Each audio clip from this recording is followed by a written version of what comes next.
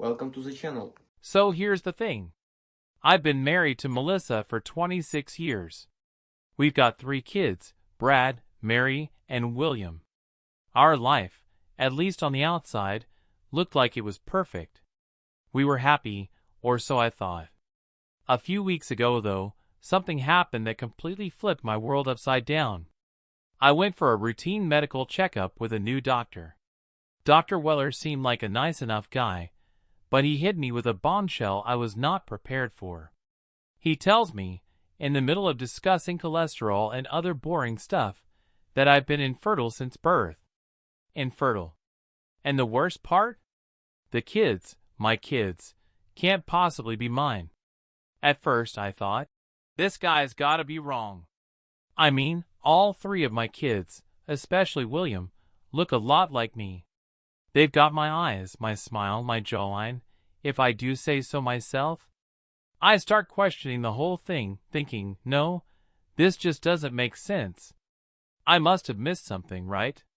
Maybe the doctor made a mistake? It felt like a joke, but there was this creeping doubt gnawing at me. I called up a buddy of mine who's a urologist, and after some back and forth, he confirms it. I really am infertile. No sperm count. No way those kids are mine. I'm stunned. I'm frozen. And that's when the questions started rolling in. How could this be? Could Melissa have cheated? Could she have been hiding something for all these years? But there's no evidence. She's always been so perfect in front of me, at least that's what I thought. But if I wasn't the biological father of any of these kids, then who was? It's a mess. An absolute emotional wreck.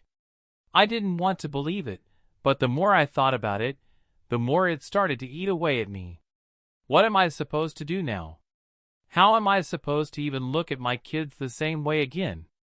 I mean, they've been my kids for all their lives, but I'm standing here wondering if it was all a lie. I'm not the kind of guy who jumps to conclusions. But that nagging feeling, something was off. Something wasn't right. So what did I do?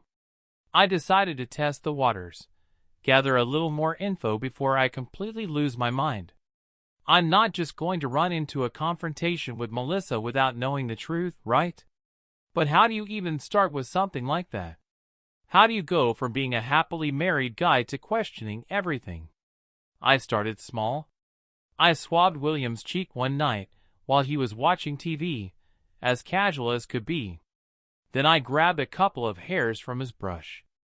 I did the same with myself, trying to be super discreet. I didn't want to raise any red flags just yet. I couldn't even face Melissa with this until I had proof. I mean, what would I even say? Hey, so, turns out I'm infertile. And also, I think you've been lying to me for years. Mind explaining that? I'm hoping I'm wrong. But something tells me I'm not. So after the whole shock of finding out I'm infertile, I couldn't just sit there and pretend everything was fine. I had to know. I had to know whether Melissa was hiding something from me. I'd been thinking about this for days, replaying our entire relationship, and honestly, it was messing with my head. Was there something I missed? Was there a sign that I just didn't see? I started to pick apart little things from the past. You know, the stuff you brush off as nothing, when everything's going well, but now, it all seemed like everything. Like that time, she was so defensive about her phone. She used to leave it lying around, and I'd casually glance at it, but after a while, she started taking it everywhere. Then there were those weekends she had to work, when she said she'd be home late, but I noticed she'd never get any calls or messages. I mean, I was never the jealous type, but those little things started to feel off. But it didn't stop there. Over the years, our intimacy had kind of dropped off. I chalked it up to getting older, the kids getting older, life getting busy. But when I look back, I wonder if that was the start of her pulling away. We still had a good relationship, or so I thought. She was always loving, always warm, but there was this distance. A shift I couldn't quite explain. and I just kept ignoring it. Then there was her attitude about the kids. She'd always been so protective of them, sometimes overly so. But when I think back on it, she was never too quick to share their school stuff or talk about their social lives in a way that made me feel included. She was their mom, and I was just there. I'm not saying I wasn't involved, but there was this weird sense that everything with them was her world, and I was just supposed to play my part. And the more I thought about it, the more I realized I was never truly part of that world. I was always this background figure. A husband. A father. But never someone who was truly in the loop. You know, it's funny. There are moments you think about when everything's normal, but now that I've started looking at everything with suspicion, those moments don't feel normal anymore. Anyway, once I had the cheek swab and the hair samples, I was ready. The anticipation was killing me. I couldn't even tell Melissa what was going on in my head. It would have been crazy to drop something like that on her without any proof. Plus, I didn't know how to handle it. Would she be defensive? Would she deny everything? Or would she just break down in tears and beg for forgiveness? I needed answers, but I also needed to be sure I wasn't overreacting. Deep down, I knew I wasn't. But every time I looked at her, I was filled with this nauseating dread. It's like I knew she'd been hiding something, but I didn't want to believe it. So I sat on the samples for a while. I didn't rush. I let it eat at me. Because what's worse than knowing something's wrong, but being too scared to face it? It's funny how much waiting can mess with your head. I thought I could handle it, but the more I sat on those DNA samples, the more I felt like I was slowly losing my grip on everything. The evidence was right there, but I had no idea when I was going to face the truth. The thought of confronting Melissa without knowing for sure was too much. So I kept it all hidden, kept my suspicions to myself, and just waited. Every day, I went through the motions. I'd go to work, try to act normal around the kids, and make small talk with Melissa, but my mind was constantly elsewhere. There was this invisible wall between us that I couldn't break. I couldn't even look at her without wondering, is she lying to me? But I couldn't let her see how much I was falling apart. I wasn't going to let her know that I was already questioning everything. How could I explain it to her? How do you say, "Hey, I've been married to you for 26 years, and now I think I've been living a lie"? One evening, I came home from work, and she was there, looking as radiant as always, just like nothing had changed. She kissed me on the cheek, asked how my day was, the usual. But inside, it felt like I was drowning. Every time I looked at her, I saw someone I didn't know anymore. Someone who could have done something behind my back. I told myself to hold off, to wait until I got the results. I needed something solid. I couldn't base this whole thing on my gut feeling. As much as my heart told me something was wrong, I needed that confirmation. So I tried to keep it together. And then one night, after the kids were in bed, Melissa did something that almost broke me. She sat down next to me on the couch, a little too close, like she was trying to be affectionate, and she leaned in to kiss me. I didn't feel it, not like I used to. I felt this coldness, like I was just there. She pulled away and smiled, then asked, "What's wrong? You're distant tonight." I didn't know what to say. I couldn't tell her. "I think you've been lying to me for years." I couldn't even explain why I felt the way I did. I just nodded, said I was tired, and pretended everything was fine. But the truth was, I wasn't tired. I was terrified. Terrified that this was the calm before the storm. That the life I thought I had was crumbling, and I didn't even know if I could put the pieces back together. I decided the next day was the day. I couldn't keep living with this anxiety, this constant second-guessing. I had to know. So I called the lab, told them to process the samples. That evening, I sat down with the paperwork in front of me. I felt sick to my stomach as I dialed the number for the results. The person on the other end seemed so casual, like they didn't know how much this call was going to change my life. Then she said it. "The results are in. None of the children are your biological children." I felt the ground shift beneath me. My heart slammed in my chest. I hung up without saying another word. I didn't know what to do with myself.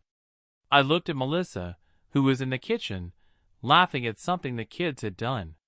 How could she act like everything was normal when she knew what I didn't?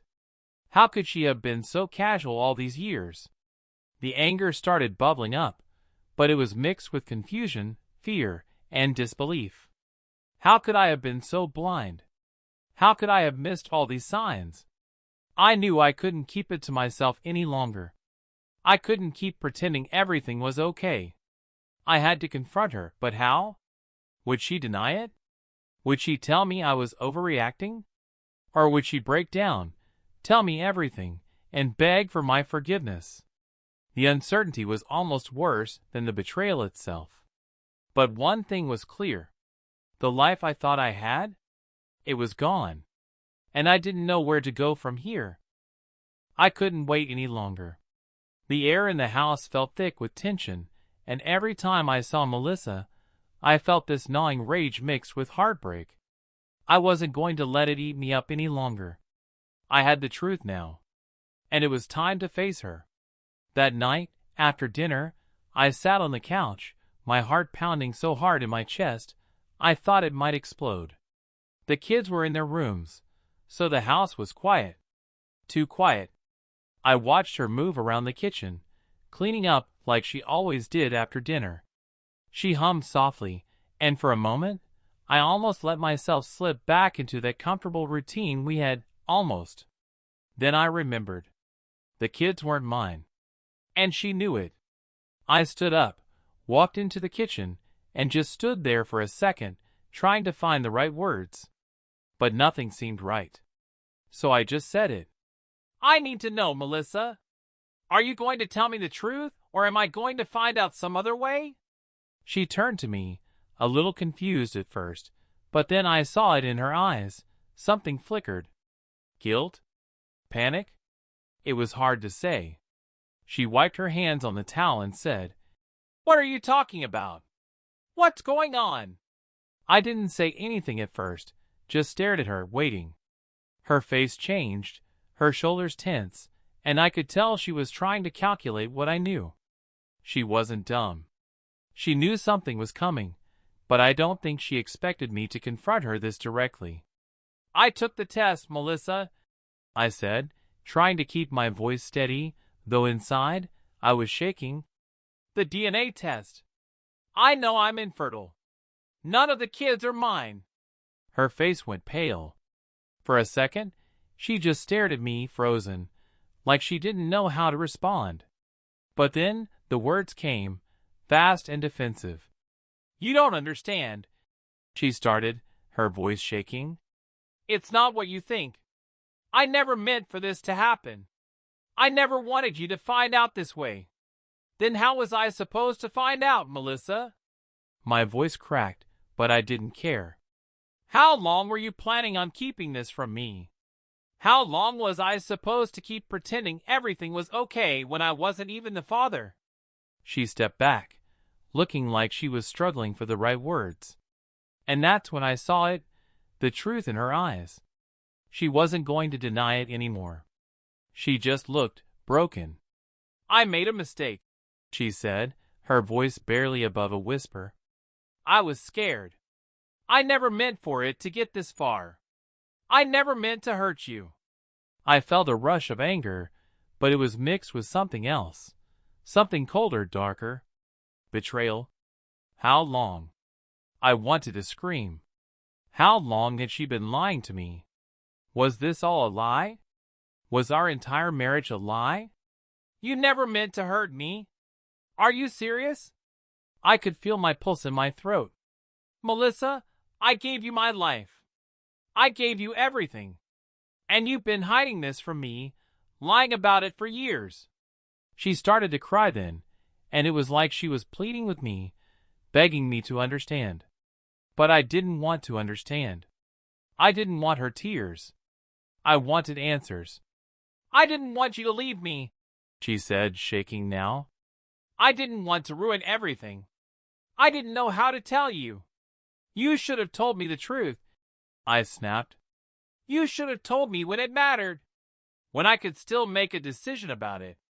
Instead, you let me raise children that weren't even mine, and you let me believe that I was their father.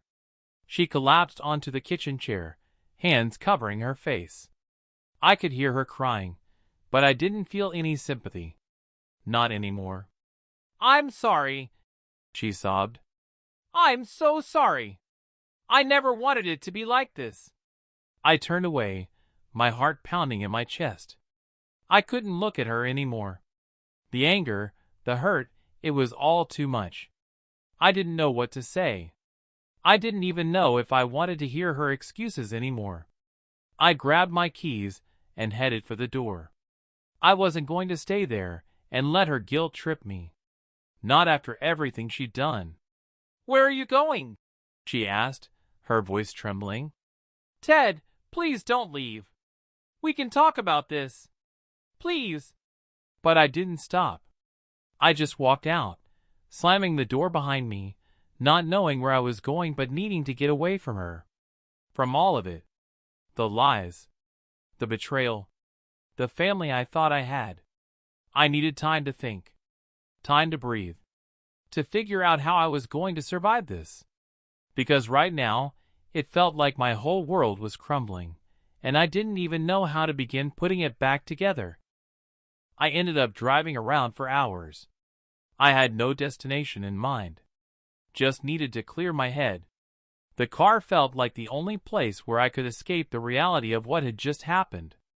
The truth hit me like a freight train. I couldn't shake the image of Melissa crying, begging for forgiveness, but it didn't matter. She had broken something in me that I didn't know if I could fix. Every time I thought about the kids, I felt this pit in my stomach. They were my kids, my whole world, and now I didn't know how to look at them. What did that make me? Was I just some guy playing a part in a family that wasn't even mine? Was I their father in the only way that mattered? Or was I just some stranger who had been lied to for years? I couldn't reconcile it. I couldn't. I pulled over in some random parking lot, and for the first time in what felt like forever, I let myself break down. I sobbed, uncontrollably, because I couldn't hold it in anymore. The betrayal. The anger. The confusion. It was too much. After a while, I calmed down, but I still had no idea what to do. I didn't even know where I was. I looked around and saw a familiar street sign, and I realized I was in a part of town I hadn't visited in years. My mind started wandering again. What was I supposed to do with this mess? How do you even start to rebuild after everything's been shattered like this? I called my friend Dave, the one guy I could talk to about anything. He was the one who had always had my back, even when things got tough. But this was beyond anything he could have prepared me for. Hey man, what's up? He answered after a few rings. I don't even know Dave, I said, my voice cracking. Everything's falling apart. I don't know what to do. There was a pause on the other end. I could hear him shifting, probably sitting up straight, trying to figure out if I was serious. What happened? You okay? I'm not okay, I said, taking a deep breath. Melissa, she's been lying to me. The kids, none of them are mine. I found out. I'm infertile. And she never told me. She's been hiding this for years. I heard a sharp intake of breath on the other end. Shit, Ted. That's heavy. I'm sorry, man. I don't even know what to say. I don't either, I muttered. I don't know if I can even look at her the same way again. How do I get past this? How do I even face the kids? I've been their dad for all these years, but now I don't know what I am. I don't know who I am. Dave stayed quiet for a while, probably trying to find the right words, but there wasn't much he could say. Nothing was going to make me feel better. Nothing was going to fix this. Eventually he spoke again, softer this time. You gotta take it one day at a time, Ted. I'm not gonna say it's gonna be easy. Hell, it's gonna be a damn nightmare. But you gotta do what's best for you. You deserve the truth, man, and now you've got it. So whatever you decide, you have to live with it. You'll figure it out. He was right. There wasn't a magic fix for this. No easy answer. I had to figure out who I was now. What I was going to do with all this pain and confusion. I thanked him and hung up, feeling more lost than ever. I didn't know if I could stay in this marriage. If I could keep pretending to be someone I wasn't. But what did I do with the kids? They were innocent in all of this. They didn't ask for this. They didn't ask for their lives to be flipped upside down. The next few days were a blur. I went through the motions, work, coming home, acting like everything was fine when inside I was falling apart. Melissa kept trying to talk to me, but I couldn't. I couldn't face her. Every time I looked at her, I saw the woman who had lied to me, who had kept this from me for so long. She asked if I wanted to talk about it, but what was there to talk about? What could she possibly say that would make this okay? I kept my distance from the kids too. I didn't want to hurt them, but I couldn't pretend anymore. I couldn't keep acting like nothing had changed. So I just stayed quiet. I didn't know what to say to them. And Melissa? She kept apologizing. She begged for a chance to fix things, but I didn't know if I could ever look at her the same way again. I didn't know if I could ever trust her. How could I, after all this time? So I stayed distant, detached. I wasn't ready to make any decisions yet. I just needed time. Time to figure out what the hell to do with all the broken pieces of my life. Because right now, it felt like there was no way back. The days after that night were heavy. Melissa kept trying to talk to me, but I couldn't listen. Her apologies felt hollow. She wasn't sorry for what she'd done, just sorry I found out. I couldn't stand being around her. Every time she asked if I still loved her, I didn't know how to answer. How could I love someone who had lied to me for so long? The kids noticed too. Brad came to me one night, asking if I was okay. I couldn't lie to him, but I couldn't tell him the truth either. I'm fine, I said, but I knew he didn't buy it. Melissa begged for a chance to fix things, but I couldn't see her the same way anymore. I was stuck in a blur of confusion and anger, not knowing who to blame or what to do next. The kids weren't biologically mine, and I couldn't stop thinking about it. I wasn't sure if I could even be the father I thought I was anymore. I spent my nights going through old photos, but each one felt like a lie. Was any of it real? Was I just playing a part in a family that wasn't mine? I couldn't stay like this forever. Something had to give. I needed to talk to Melissa, face the truth, and figure out where I go from here. But I wasn't sure if I could ever go back to the life I had before. A few more days passed, and things didn't improve. The silence in the house was suffocating. Melissa kept trying to talk, to fix things, but I wasn't ready. I couldn't face her like that. I wasn't sure if I'd ever be able to look at her the same way again. But I had to make a choice. I couldn't keep living in limbo. I had to either try to salvage this marriage or walk away. There was no in-between anymore. The kids, Brad, Mary, and William, they were part of this too. I couldn't just disappear from their lives, but I also couldn't pretend everything was fine. I decided to have one final conversation with Melissa. No more avoiding it. No more pretending. We needed to talk, really talk, about everything that had happened and what it meant for the future. When she sat down in front of me that night, I could see how much pain she was in. She wasn't the woman I had married, and I wasn't sure I could be the man she wanted me to be anymore. I don't know if I can ever trust you again, I told her, my voice shaking with frustration. She nodded, tears filling her eyes. I understand. I know I've destroyed everything. I just want a chance to make it right. But I wasn't sure if I could give her that chance. The truth was, I didn't know if I could live with a lie anymore. Could I keep pretending that nothing had changed? Could I keep raising the kids when I wasn't their father? Could I keep looking at her, knowing she had betrayed me? I need time, I said finally, feeling a weight lift off my shoulders as I spoke. I need to figure out who I am in all of this. And I need to figure out what I want moving forward. I didn't have all the answers, and I didn't know what would happen next, but at least I was finally being honest with myself. Whatever the future held, I knew it would require me to face the truth, and that was the hardest part of all. A few days after that conversation, I left. I didn't want to, but I couldn't keep staying in that house, surrounded by the lies. It was like everything had become a reminder of what was broken. The kids were staying with Melissa, and I told them I needed some space. They didn't understand, of course, but they weren't the ones who just found out their whole life had been a lie. Melissa tried to reach out, but I wasn't ready to hear it. I couldn't face her words anymore, not when they all felt like excuses. Every message she sent only reminded me of what I couldn't undo. She asked if I was leaving for good, and I didn't know how to answer. So I drove. I didn't care where. Just away from everything.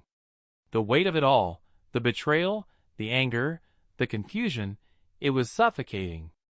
I had to clear my head to figure out if there was any part of me that could forgive her. Could I stay in this marriage? Could I ever look at my kids the same way?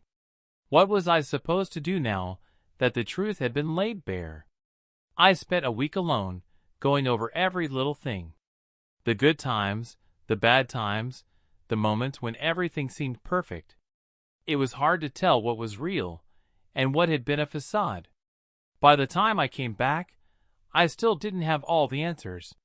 But I knew one thing for sure. I couldn't stay if I couldn't trust her again. And as much as I loved her once, the trust was gone. The foundation of our entire life together had crumbled. I went back home, and we sat down again, but this time, there was no more hope of fixing things. There was no easy way to say it, but I told her, I can't do this anymore, Melissa. I'm done. I need to move on. It was quiet for a long time after that. She cried, but I didn't. I just felt numb. There was no anger left, no rage, just emptiness. I thought I'd feel relief when this moment came, but all I felt was exhaustion. The hardest part was knowing I was walking away from my kids. But I also knew I couldn't be the father they deserved if I stayed in a life built on lies. I had to go, for my own sanity, even if it meant breaking everything. And just like that, the life I thought I had was over. The truth had won. And I was left trying to figure out who I was without the family I thought I'd always have. Leaving wasn't easy, but it felt like the only thing left for me to do. I thought that when the truth came out, I'd have a sense of clarity, but instead, all I got was confusion and pain. I couldn't just walk away from 26 years, from 3 kids I loved, but I also couldn't stay in a house that felt more like a prison than a home. The first few days after I left were the hardest. I stayed at a small apartment I rented on a whim, trying to put some distance between myself and the chaos. It felt wrong not seeing my kids every day. I missed their laughter, their voices. But every time I thought about going back, the guilt would hit me like a freight train. How could I be their father when everything I believed was a lie? How could I pretend nothing had changed? I tried to focus on myself for the first time in years. I went for runs, cooked meals, did little things that felt like a return to normal. But it wasn't normal. My mind kept going back to Melissa, the betrayal of the kids. Could I still be a father to them? Could I rebuild trust with them, or had I lost that too? One night, I decided to call Brad. I hadn't spoken to him in almost a week, and I could tell he was struggling with the silence. "Hey, Dad," he said when he picked up. His voice was steady, but I could tell he was holding back. Hey, Brad, I replied, my voice softer than I intended. How's everything? How are you holding up? It's been tough, he admitted. I don't really know what's going on, but I know something's wrong. I miss you. I could hear the hurt in his voice, and it hit me harder than I expected. I miss you too, kid, but I need some time. It's not about you. It's about everything that's happened. There was a long silence before he spoke again. Are you ever coming back? I didn't know how to answer that. I wanted to say yes. I wanted to say I was going to make things right. But I couldn't lie to him. I don't know, Brad. I really don't. Instead, he just said, Okay. Just don't be a stranger, all right? That conversation left me feeling torn. I wanted to go back, to fix it all, but I also knew I couldn't force myself into a situation that wasn't right for me. A few days later, Melissa texted me. She was desperate to talk, desperate to make things right. She begged me to come home, to try again. But I knew it wasn't that simple anymore. The love was gone, replaced by resentment and distrust. And as much as it hurt, I couldn't go back to a life built on lies. I didn't respond to her message, not because I didn't care, but because I knew that we had both crossed a line that couldn't be erased. I couldn't keep living in the past, and I couldn't ask her to either. The hardest part wasn't just leaving her. It was knowing I was leaving a version of my life behind that I could never get back. My kids were confused, hurt, and probably angry with me.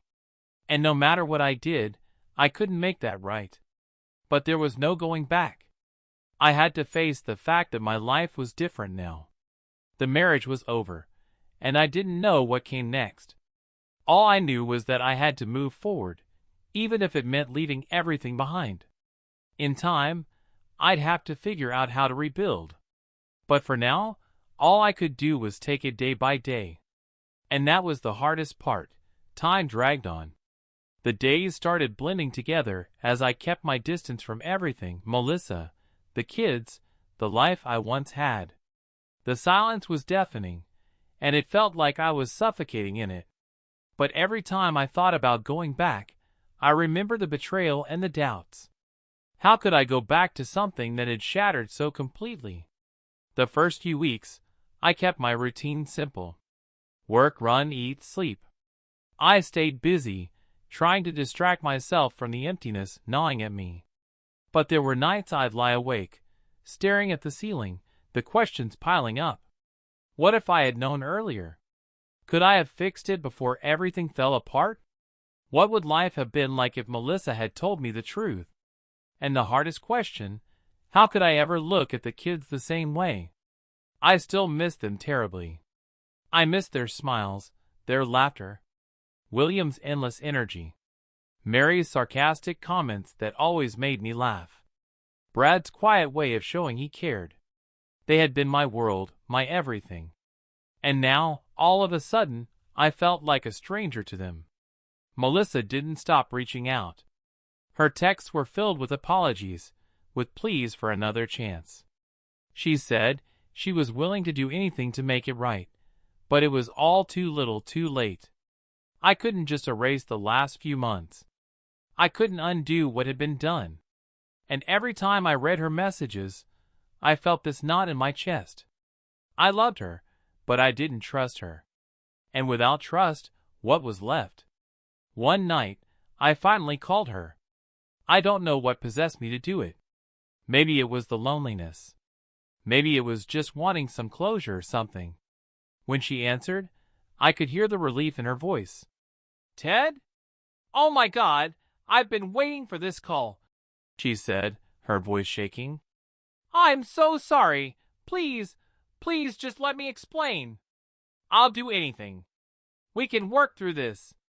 I swear I never wanted to hurt you. But I couldn't keep listening to her anymore. Melissa, I said, my voice cold. I don't know how we can work through this. You've broken everything, and I don't think I can fix it. I don't think I can trust you again. She fell silent, and for a moment, I thought maybe she was understanding. Maybe she finally realized the weight of what she had done. But then she started crying, and I felt this sharp pang of guilt. She wasn't just sorry she hurt me. She was sorry for herself, for the life she had ruined. "I can't be the man you want me to be anymore," I said. "I can't go back to being that person. It's not just about you anymore. It's about me. I need to figure out who I am without you. Without this life we built." There was a long silence on the other end. Then she whispered, "I'll never stop loving you." "I know," I said, my voice breaking a little. "But sometimes, love isn't enough." And with that, I hung up. It felt like I was cutting the last thread tying me to everything I knew. It was final. There was no going back. But as I put the phone down, I felt more lost than ever. The question still lingered. I didn't have all the answers, and maybe I never would. But I knew I had to keep moving forward.